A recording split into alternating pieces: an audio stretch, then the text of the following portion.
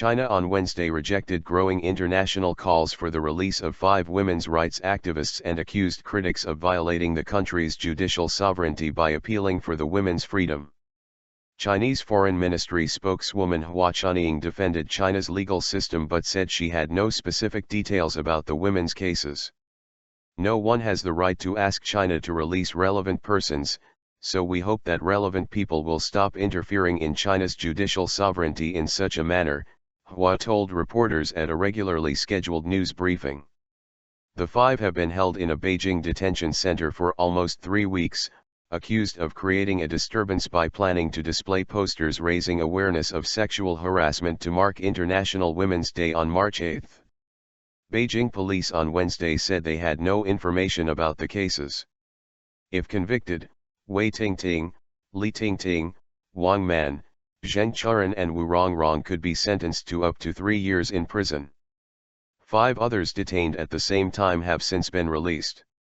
Lawyers for the women say they are being held under harsh conditions, are subject to lengthy interrogations and have been denied access to legal counsel. The detentions have fed fears that Chinese authorities are clamping down on public speech and dissent. U.S. Ambassador to the UN Samantha Power strongly criticized the detentions in a statement Friday. Power said the charge of creating a disturbance was a pretext for stifling their attempts to pressing social problems.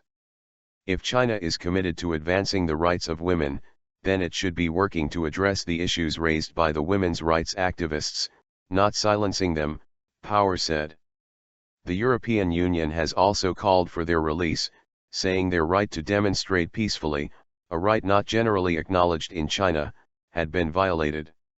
We expect the Chinese authorities to release them without delay and to allow them immediate access to legal assistance and to their families, the EU statement said. Activists on social media have also spearheaded a campaign demanding their release, and at least one protest over the issue has been staged outside the Chinese embassy in Washington, D.C.